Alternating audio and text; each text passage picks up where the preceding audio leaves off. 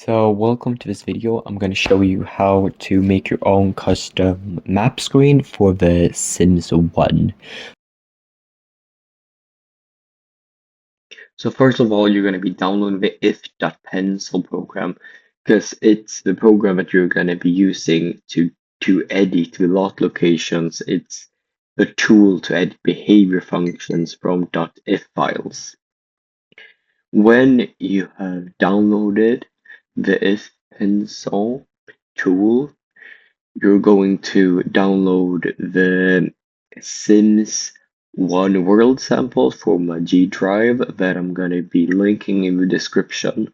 It's going to contain these files, and the first one that you're going to see is the map screen. It's really important to know that this is the one that's going to be the base layer.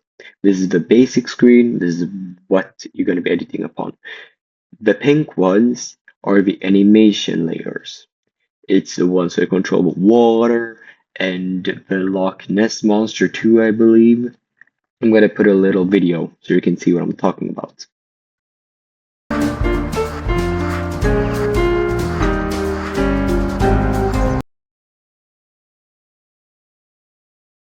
So I recommend you using GIMP to make your own world because it's an open source and free version. I know a lot of simmers before me has recommended this too, but I'm going to be linking in my description to GIMP so you can just download it. But when you're in GIMP, you're going to have your tools menu on your right, where you have your eraser, your text tool, your smudging tool, and a lot of different things. But the thing you're going to need to get used to, and I'm telling you, layers. You're going to be using a lot of layers. Because when you're making a world, you want movable pieces so you can move them around. You can make things go under it. You can change where we're at and different things. And you really need to do this. I promise you, it makes things a lot easier. Sure, it looks confusing with all of these ones, like grass and everything. It looks so confusing, but it makes things easier.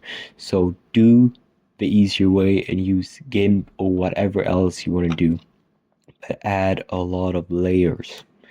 Also, something to keep in mind is to right click on your image when you first start and go into image and then mode and then click RGB, because sometimes the image file, I don't know why, chooses to be a different color scheme, which will, for example, ruin if you copy an image from another file or from Google. It will make it look weird and discolored, so I recommend you making sure it is at RGB and not anything else. Then it's time to start saving, because now you're done all this work and you don't want these layers to go missing or disappear. So when you're saving, you're gonna click on files and then make sure to not click export, to save, and click save as, then make sure it's an XCF file and then name it to whatever you want. Make sure when you're naming it and stuff that you're saving it as every time so you don't replace your old work, so you always have a backup if something goes wrong.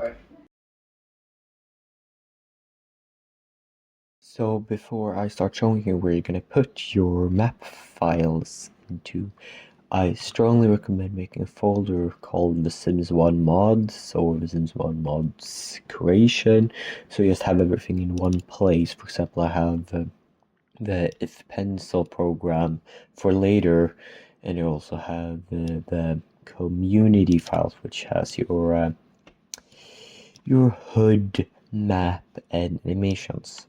So you would take this community folder and just copy it. You're going to go into your Windows drive, and depending on what version you have, the locations are going to be different. I'm going to be pasting a little pop-up on the window right now so you can see where the different ones are. So you just need to follow the one you have. But for me, I have the Steam one, so I'm going to be going into the program files 86, Steam, then it is Steam Apps, Common, The Sims 1 Legacy Collection. And when you're in the root folder of The Sims, it looks like this. You have your Sims.exe and everything. Gonna be going into the UI graphics. Then you're just gonna paste it, and then you should just start your game and see if it's working, is showing up in your game. If it's not, make sure that you're not missing the thumbs.db file. This one is really important.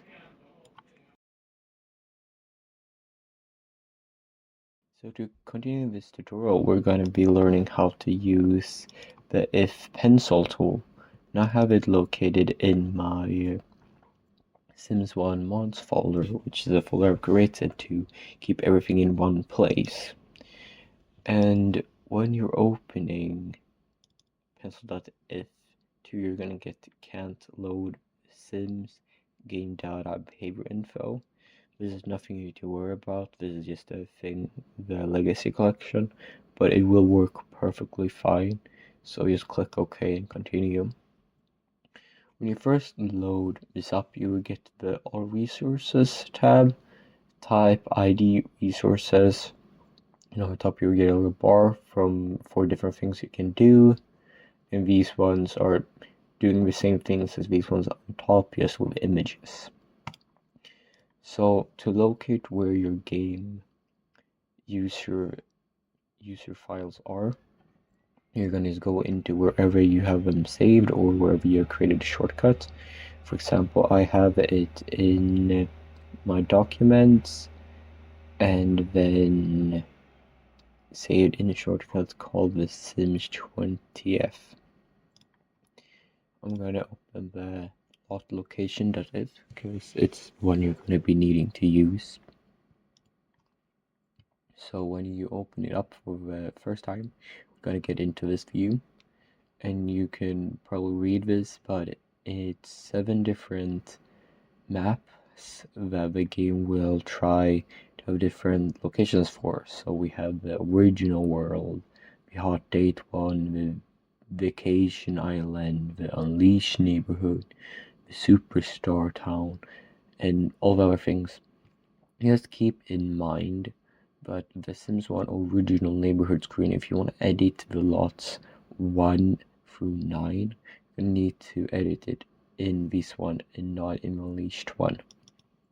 So when you go into the neighborhood, you want to change the location of the lots, and you're gonna get this pop-up where on this side there are going to be the lot names.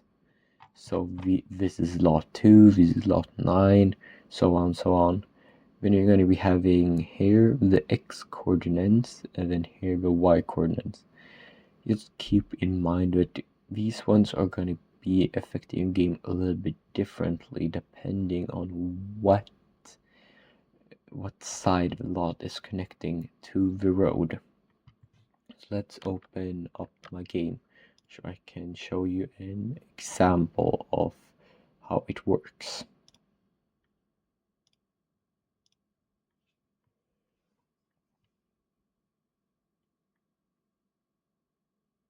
So I have my game in a windowed mode because it's easier to jump between The Sims 1 and If the Pencil, because when you're working with this, you can just reload the neighborhood when you're doing something or editing something, because it will update it in real time. So I recommend when you're doing this to find a lot that's near-ish where you want the lot to be placed. For me, I'm going to be using this lot 62, and because I'm missing it in my gamer now is because I wanted to see the map screen as a whole without any of the lots and then add them slowly later. I recommend you doing that too, but you really don't need to. It's just something that I like to do. So I'm going to be copying this over into the user.9 folder. and then I just reload the neighborhood to see it pop up. And I'm gonna go into the if pencil 2 program, and then I'm gonna locate the lot 62. I'm gonna just play around with the values a little bit so I can see where it goes. And I just reload the neighborhood, and it had moved slightly upwards. Then I know that adding makes it go upwards a little bit. So then I just go in here again, and then I decrease it to see if that helps. And this is just a trial and error process for me at least, because I don't have the roads, so I don't remember where roads go exactly. But if you do, it's going to be a lot easier for you. I just like doing it the hard way, I guess. But I'm gonna keep just changing it to see when I get it to a place where I like. Let's see. So now it's up here, which I think is nicely with all the other spaceships. So I'm gonna first just trash the lot completely. And I'm gonna just delete all these ones because they are not gonna be needed for what I'm gonna be doing with it. And when you're doing your own world, you may want to edit these grasses outside of the log area, which you can see I can't do right now. But by taking up the sheet menu and typing in move underscore objects on, you're actually going to be able to build on the outskirts. But the most important thing for me with this world in particular is to place the different floors outside, because I'm going to be using this one to make it look like you're in the space void, if you can call it that. And I'm gonna keep this one just with these two, and I'm gonna explain that later. I'm gonna first build a little platform that I wish to have my spaceship on. I'm gonna make it look a little bit spaceshipy, or I could just actually I'm gonna make it look more like a satellite, I think, because I already have a lot of spaceships. So I'm gonna be just making it look a little bit, hopefully. I'm gonna find a good wallpaper that makes it look more like it's in the middle of space. So, I don't know what wallpaper I want to be using. No, that one doesn't look really spacey at all. No, I don't like that one either. No. No. Oh, I can't really find one. This one looks good.